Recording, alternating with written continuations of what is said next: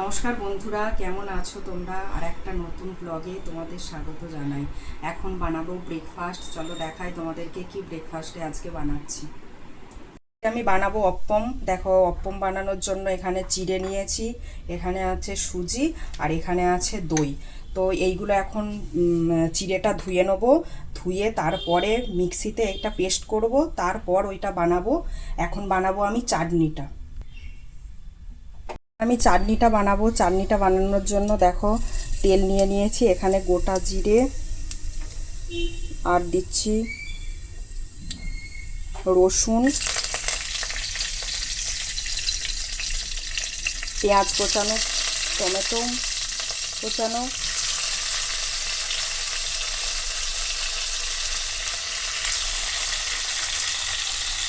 আর দেবো দুটো শুকনো লঙ্কা আর ধনে পাতা।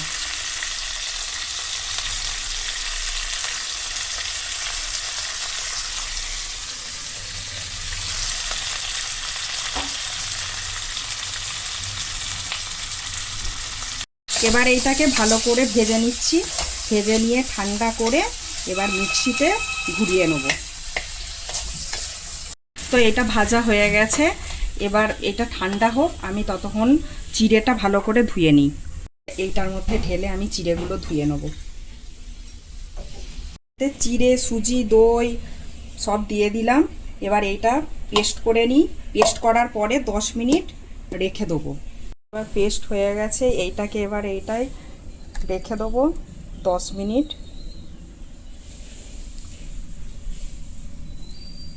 বেশি পাতলাও হবে না আর বেশি গাঢ়ও হবে না।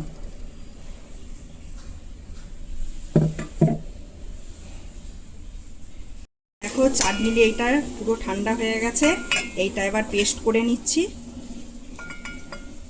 পেস্ট করার পরে তড়কা বানাবো।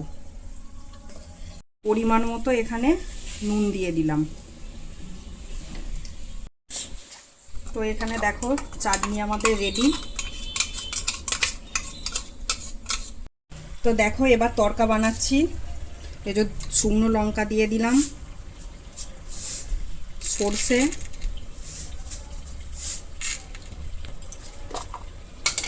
ছোলার ডাল, আর এবার দেবো কারি পাতা।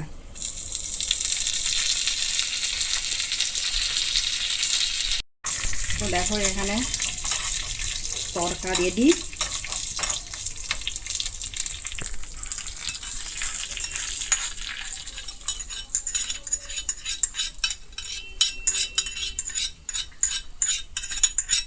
এটা 10 মিনিট হয়ে গেছে, 10 মিনিট রেখেছিলাম।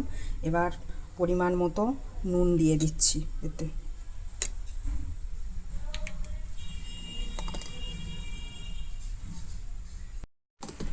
তো দেখো, এবার অপ্পমটা বানিয়ে নিচ্ছি।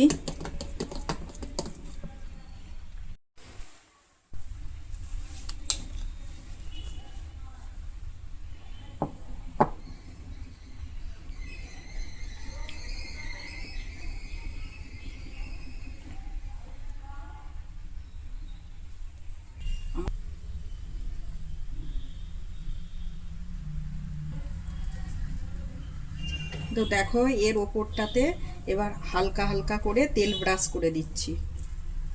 সুন্দরভাবে ওপরটা ফুলে গেছে। তো দেখো, আমাদের অপ্পম রেডি, খুব সুন্দর হয়েছে।